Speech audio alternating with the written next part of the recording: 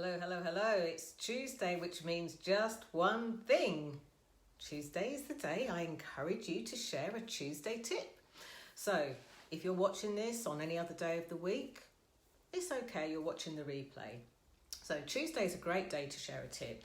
And if you're one of my visibility vibers, or even you follow me here on an Instagram, you'll know that on a Tuesday I encourage you to share a tip. Not just any old tip. A tip that relates to the work that you actually do for your people. And that way, not only does it raise the visibility of the work that you do, but it is of service to the people who you know you can help too. It lets them know whether, they're for you and you for them, etc. But here's what I wanted to share. So many people that I work with will say to me, I want to be an international speaker, I want to be a public speaker, or maybe they are speaking and they're looking to really raise their visibility, raise their professional profile, either within their industry, at their, through their business, in their company, or some other way. And I thought I would share this tip because, hello, Alan, thank you for watching. Alan knows this, Alan's a speaker too. So I thought I would share this tip because over the years, I've been on various panels. And in fact, I remember one panel, which was for me particularly nerve-wracking, was back in 2010, where I was at Sandringham, and yes, just the being there, the whole vibe of that kind of induced some nerves in me, but I still did it anyway. And then about 2 years ago now, I remember working with a director, a vice president actually, who worked globally. And they wanted to have more impact, more gravitas to their speaking. And some of the things that they were doing, they actually started off by speaking on a lot of panels as well as speaking in the main rooms. And panels it's something that gets overlooked. It's something that we do more and more of, but it's something that gets overlooked. So I thought that this Tuesday tip would be a good idea to share some tips about what to do if you're speaking on a panel. So because of the times we're in at the moment, I'm shooting this and we're in the middle of the pandemic. So a lot of us aren't going out and doing face-to-face panels. We're doing online panels. So hopefully some of these tips will work for both. And some of them will be, specific to each tip. So I have just been on a panel and I can't tell you anything about it until the press release comes out. So once that's out, I will let you know all about it. Hey Ian, hi, just saying hello to you too. So here are some tips. So the first thing is, let's imagine like I just was, that you're on an online panel. So a lot of the online panel, you're going through some sort of, webinar software or something like that. Now, I actually joined it from my phone. There's a much better picture, the lighting's better even so than my computer, unbelievably. So that's why I've still got my flowers behind me. Look how massive that lily is. Like, I'll put my hand in front of it. Can you see how huge it is? It's nearly as big as my head. So that's why I'm in this setup here.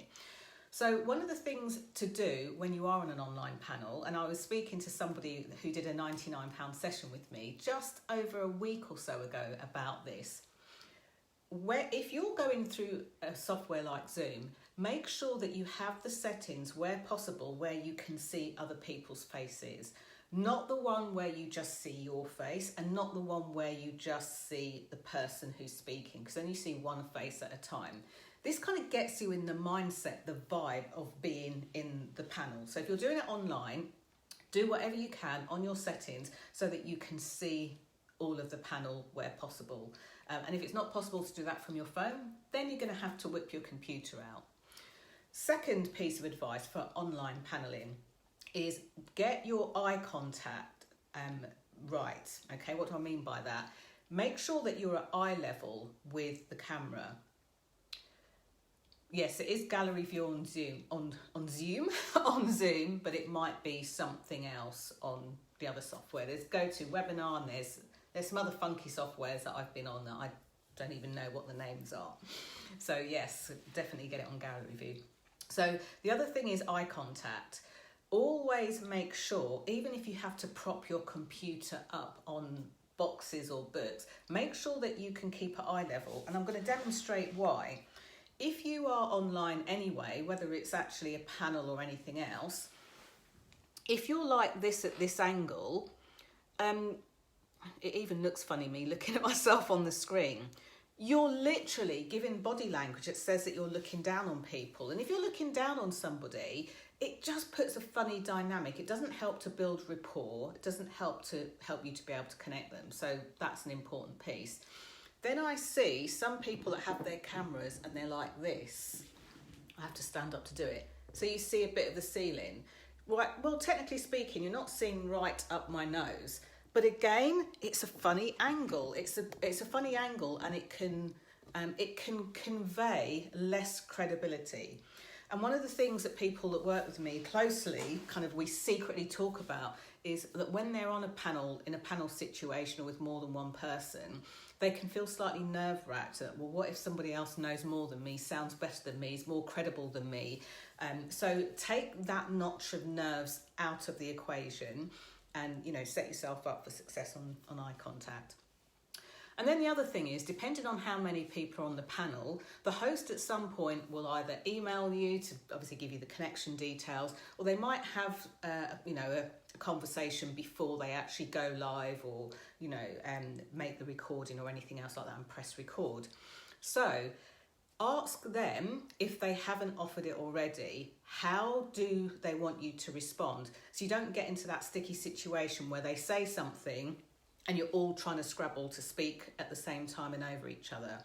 So, for example, on the panel that I've just sat on, they asked the very first question right at the beginning, and said, and who wants to answer that? So I very discreetly and politely just put my hand up like this, and then they came to me. I spoke, and then they invited other people by name.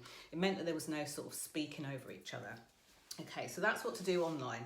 Now, if you're doing offline panels, live panels at maybe industry conferences, maybe you're in an expo or exhibition and you are part of a panel, here are a couple of little tips that will really help, again, not only to convey your credibility, but more importantly, for you to have that ripple effect. You want to spread your ripples far and wide.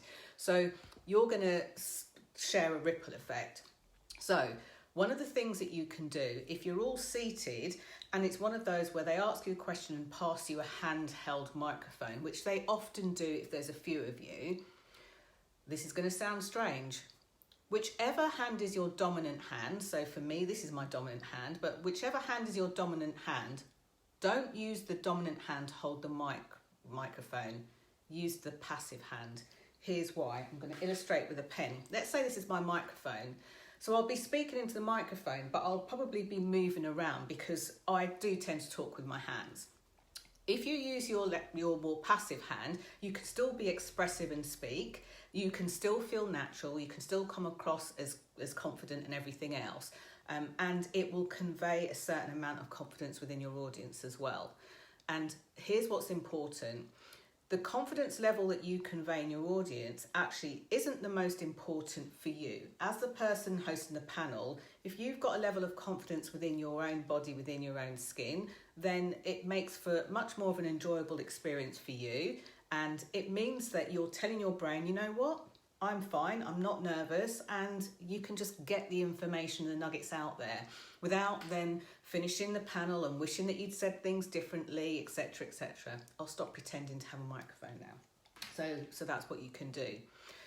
When you are on a panel, if you get asked a question by the panellist, who I imagine is standing over there, acknowledge the question as you would in normal conversation. That's a great question, or whatever it is that you would say. And then when you answer them, you speak to all of the audience. Now, imagine you're bouncing little invisible M's on every audience member's head.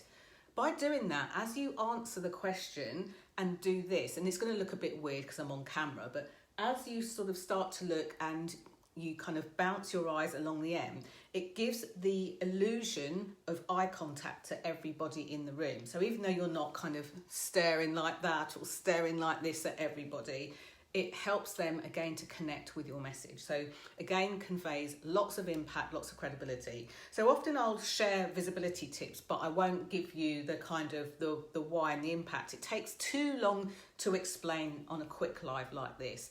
But as those of you who are familiar with my visibility vibe system knows, you know that there's 5 steps. And the pieces that I tend to give you are all from visibility because I want it to be easy for you. I want you to go out there. So today I've just shared a few things from how to make an impact. And there's so much more in fact, that I'm going to be putting together a online event.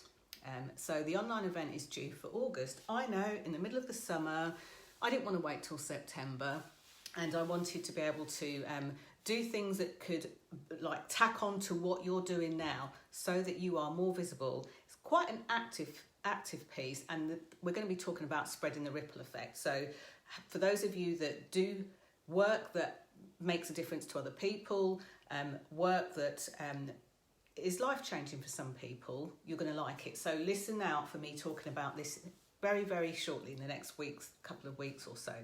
But first, I need to get back to my secret project, and I'll let you know a bit more about why I was on a panel after tomorrow and moving forward.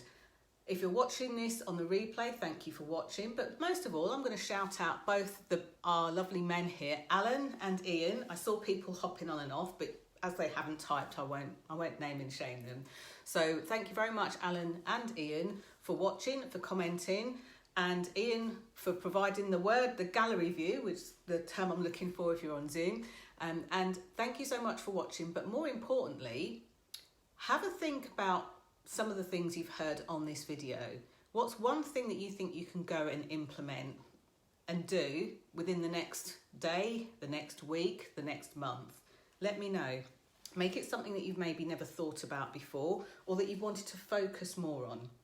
Thank you for watching. Hope you've enjoyed this Tuesday tip, and remember to share it with others that might need to know.